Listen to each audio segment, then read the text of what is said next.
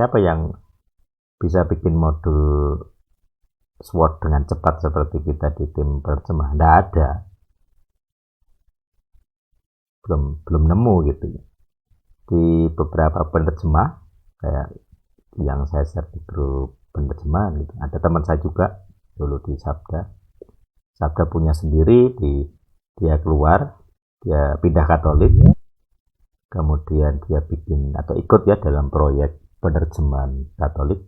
Nggak tahu itu organisasi apa, saya nggak tahu, tapi nuansanya Katolik. Nah, saya rasa mereka tidak punya sumber daya kayak kita. Sekarang AYT saja, karena saya pernah di dalam gitu ya, jadi tahu prosesnya gitu. Jadi yang ngajar Ibrani juga saya gitu di AYT. Nah, dari hal-hal seperti itu yang apa namanya, bagi kita sendiri, bagi saya sendiri, setidaknya saya bisa bersaksi gitu. Tuhan sudah memberi talenta banyak, dan tugas saya, tugas teman-teman yang memiliki ya mengembangkan. Saya nggak kuliah teologi, tapi saya mengembangkan talentanya. Kita bisa berkembang banyak sekali gitu. Di bidang IT, saya nggak kuliah IT, kita berkembang. Di bidang bahasa atau penerjemahan, saya nggak kuliah bahasa, tapi kita bisa jadi atau punya tim penerjemah gitu. Jadi hal-hal seperti itu. Kita bukan karismatik, tapi kita punya plan pelepasan. Itu juga kan. Saya dulu nggak kepikiran itu plan pelepasan. Tapi ternyata kebutuhan gitu, karena benturannya bikin sadar, oh ternyata harus ada ya. Dosa leluhur juga diuji dengan pengalaman. Teori saya tahu teorinya gitu, tapi begitu begitu ada kebutuhan di lapangan, selesai dengan itu baru terbukti gitu. Seperti Ayub dulu juga awalnya belum paham gitu ya, pokoknya ya diusir gitu. Begitu ditunjukkan bahwa itu nggak bisa sekedar diusir, harus ada pengakuan dosa jelas, entah itu dia lakukan sendiri atau dari leluhurnya, baru gitu ya. Jadi kalau nggak terjun ya nggak paham. Saya kalau nggak terjun ya nggak paham. Sebenarnya dipaksa gitu. Kalau bukan Anjar yang mengejar-ngejar ya nggak akan itu masuk ke pelayanan konseling gitu. Karena punya teman yang sudah banyak di situ, ngapain saya ikut-ikutan. Tapi ternyata ada kebutuhan lain yang mereka tidak bisa, yang mereka tidak bisa memenuhi gitu ya. Saya yang harus terjun sendiri gitu. Nah, saya rasa yaitu ya sikap-sikap Anaf tadi, lembut tadi yang saya contohkan dan kita juga harus praktekkan. Saya ingat kemarin ke rumah Uki nggak ada ya, ya beberapa waktu lalu, udah lama ya kesana. Itu saya tuh kayak diadu sama pendetanya, pendeta siapa itu lupa, yang GPT. Jadi saya pas ke situ diundang lah itu pendeta, terus dia mancing gitu ya, mancing hal-hal gitu. Saya berteman dengan bapak pendeta ini di Facebook saya yang kedua gitu. Pasti tahulah saya share materi-materi yang sadik. Ya dia punya respect dengan yang sadiknya, dengan saya gitu ya. Jadi saya juga intinya sungkan lah gitu ya, bentrok di debat terbuka seperti itu. Karena dia orang luar gitu, maksudnya bukan biasanya kita di sini. Kalau di sini tadi grup sadik ya sesukanya ngomong nggak masalah gitu, tapi kalau di luar ya nggak bisa gitu. Nah, jadi praktek-praktek kelembutan yang harus kita belajar terapkan gitu ya. Kita nggak bisa bicara materi yang sama ke semua orang merata gitu ya. Karena ya tadi mau nggak mau ada dua golongan itu. Kita nggak bisa maksa semua orang harus jadi gadis bijaksana atau harus jadi pengantin, itu nggak bisa. Akan ada orang-orang yang yang jadi tamu gitu. Saya punya teman yang ya mungkin punya pola itu ya, dia bilang dulu begini, aku ingin jadi orang Kristen biasa-biasa saja, walaupun dia bukan di El Sadik ya, tapi di pemuritan sebelumnya. Di situ pun dia komentarnya seperti itu, artinya dia ikut pemuritan yang yang apa ya, yang keras, yang apa gitu ya, dia menolak, jadi pengennya yang biasa-biasa aja. Nanti ya, ya sama, saya juga ketika saya mendirikan El Sadik juga ketemu hal yang serupa gitu. Bahkan dulu teman-teman yang di grup Facebook beberapa pertanyaan seperti itu. Lah ini semua gunanya apa tau ya gitu. Ya dulu kan teori saja ya, belum ada panel pelepasan. Jadi saya tidak bisa menunjukkan buktinya.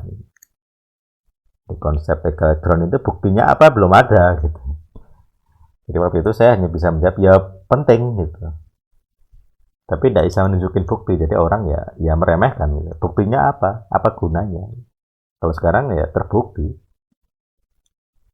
Jadi ketika persekutuan sadik makin banyak, yang awam terutama ya, dari tim-tim El Sadik, saya rasa itu terbuktinya di situ gitu. Kalau kita di sini kan memang teori kita kan kita bahas semua gitu. Teman-teman di grup WA sendiri berapa yang ikut praktek? Nggak banyak juga. Tapi mereka sadar. Kayak dulu Panca komentar, nggak berani ikut pelepasan gitu. Karena takut dengan efek samping. Ya, padahal ya itu ketakutan itu ya saya rasa kalian juga ngalami gitu. Nanti ikut kegiatan El Sadik, loro meneh, kecelakaan meneh. Saya juga ngalami gitu, tapi tidak membuat saya mundur. Itu bagian dari apa? Ketegasan atau kekerasan yang saya alami gitu. Makin ditentang makin semangat gitu ya. Bukan mundur malah makin semangat, karena berarti setan melawan. Kalau setan melawan berarti Tuhan berkenan. Nah, itu selalu saya bilang begitu. Jadi kalau sudah waktunya ya berangkat, ya harus berangkat apapun yang terjadi. Paling telat gitu ya. Telat nggak apa-apa, yang penting berangkat.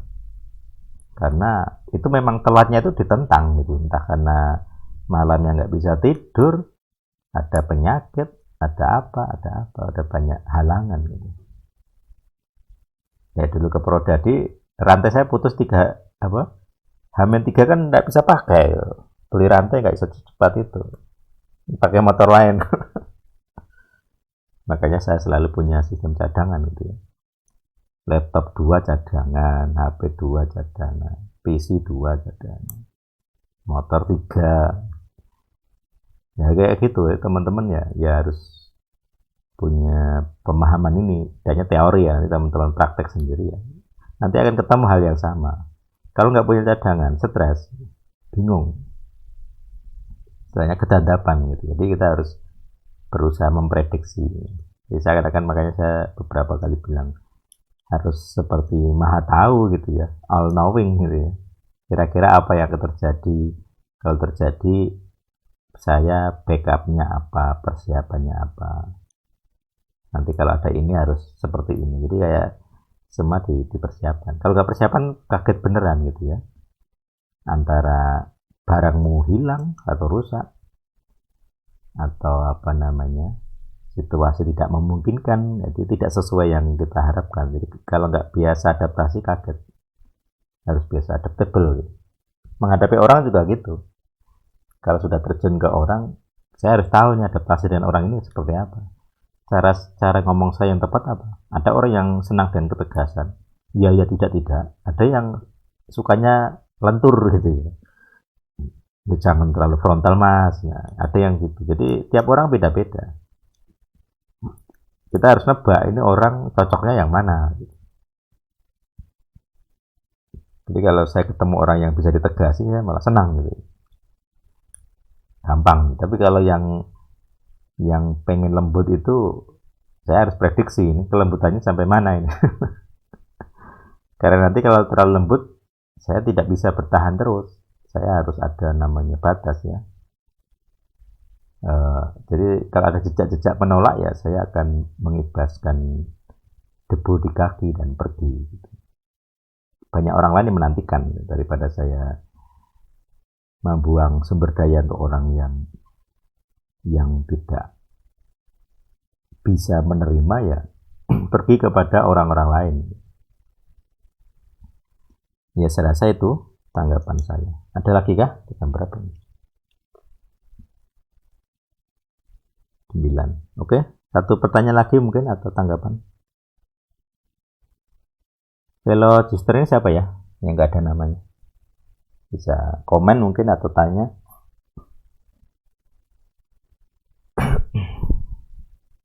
Satu pertanyaan lagi silahkan.